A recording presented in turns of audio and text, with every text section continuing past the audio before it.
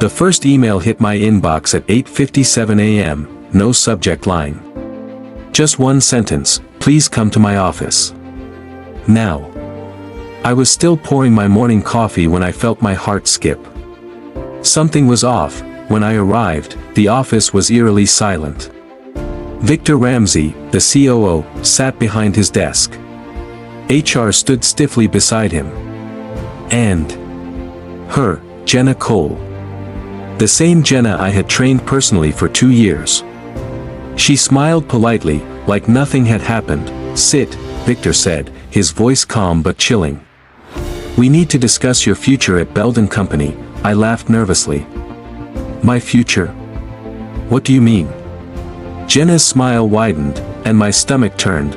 Victor slid a folder across the desk. "Termination papers. Effective immediately." My head spun. I tried to speak.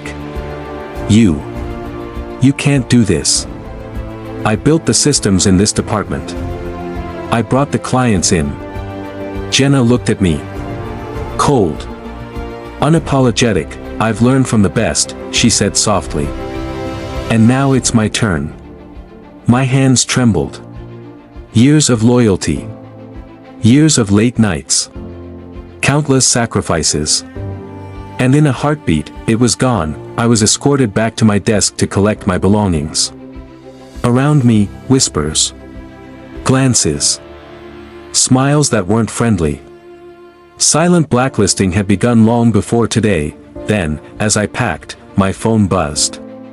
A private email notification, from Victor Ramsey, subject, "She's ready. Execute today." Sent 10 minutes before I was called in. I froze. Jenna had known. They had planned this together. When I looked up, she was watching me from across the office. That smile. It was triumphant, and just like that, my life in Beldon Company evaporated. Why had Jenna been groomed to replace me? And what secret had Victor been hiding about my sudden termination? I didn't sleep that night. Every corner of my apartment reminded me of the betrayal. My hands shook as I scrolled through emails, messages, and calendars. Nothing made sense. How could Victor Ramsey, the man who praised me as the backbone of Beldon Company, suddenly erase me? How could Jenna Cole, someone I trusted, betray me like this? By 9 a.m., I was back at the office, legally allowed to retrieve my belongings but forbidden to speak to anyone else. It was a silent humiliation, a trap designed to make me feel powerless. As I walked past the desks, whispers followed. Even my closest colleagues avoided my eyes. The office felt like a battlefield, and I was suddenly a ghost wandering among the living. My nameplate had been removed. My computer wiped. Everything I built vanished. "Amira, are you okay?" whispered Lucas Trent, a junior colleague I had mentored. His voice trembled. I shook my head. "I don't even know what's happening. This isn't real." But it was. Every stolen glance, every hushed whisper screamed set up to fail. Someone had orchestrated this from the shadows. And then I noticed a subtle clue. My personal inbox was untouched. I opened it and froze. Hidden among dozens of read emails was a chain of messages between Victor and Jenna, all time-stamped before my termination. They had plotted this betrayal meticulously. My confusion turned to fury as I realized the layers of manipulation. They didn't just want me gone, they wanted me humiliated, isolated, and destroyed in front of everyone. I tried to call HR for clarification, but they had disappeared. My attempts to reach the legal department were stonewalled. Every contact seemed to have been neutralized. At my desk, I found a small sticky note with a single line written in a hand I didn't recognize: "Check the shared server. You'll find who really wants you gone." I stared at it, trembling. Was this a friendly warning or a trap? Then I noticed Jenna walking past, her heels clicking confidently, her head held high.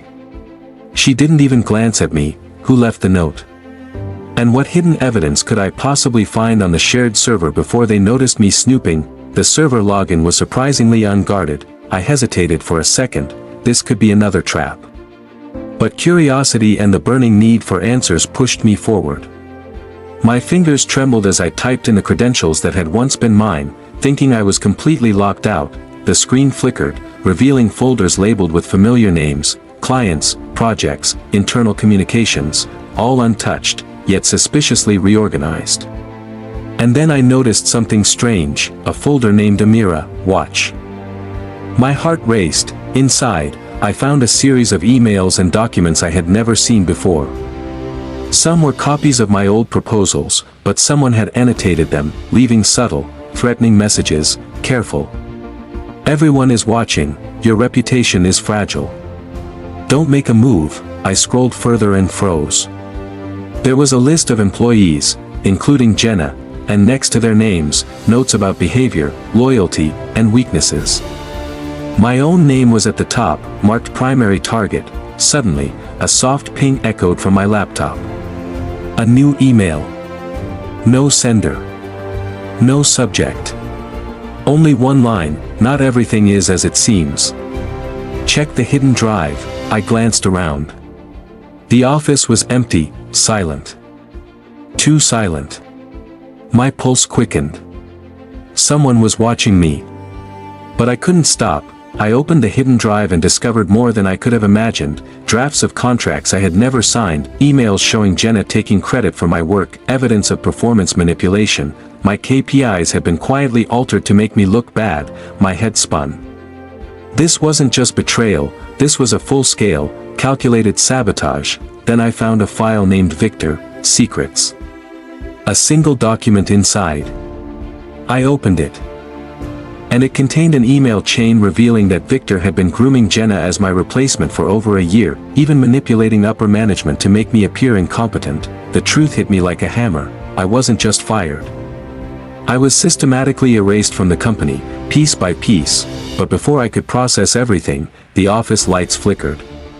My laptop screen went black. Someone had cut the power remotely. Who had left these clues for me? And how much of the conspiracy was still hidden in the shadows of the company? Victor Ramsey wasn't just grooming Jenna, he had been quietly manipulating the entire department.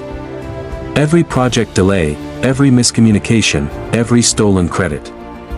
It all had a purpose. Amira discovered internal memos showing that Victor had been moving resources, sabotaging certain employees' performance metrics, and using fake emails to frame loyal staff. Jenna's sudden rise wasn't luck. It was strategic replacement grooming.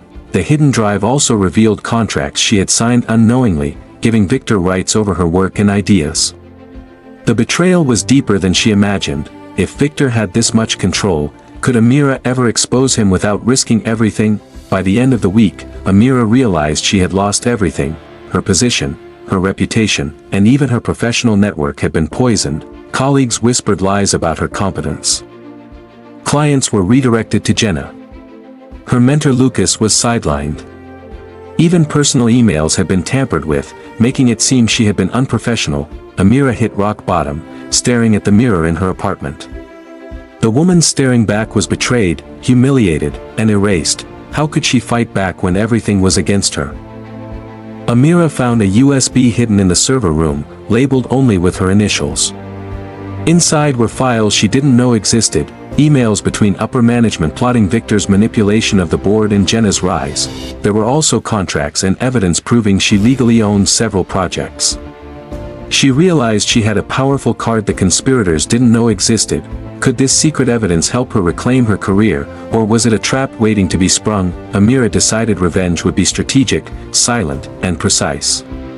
She began documenting every sabotage, email, and altered KPI. Every move Jenna made was logged secretly. She also started reaching out to former colleagues and clients discreetly, planting seeds of truth. Her revenge wouldn't be violent, it would destroy them with their own manipulation. Would Victor notice her silent retaliation before she could execute it? While Amira believed she had only Jenna and Victor to deal with, she discovered another betrayal. Lucas, her once trusted protege, had been feeding information to Victor for months. The depth of manipulation shocked her.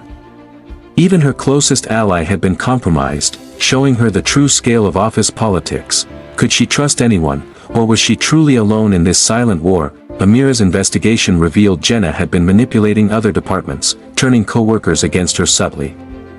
Performance metrics were rigged. Credits stolen, and every tiny victory she had was being rewritten. Even clients had been persuaded Jenna was the real talent behind her work. Could she unravel this web before Jenna and Victor destroyed the final piece of her career? Amira began sending proof of sabotage and manipulated data to the board.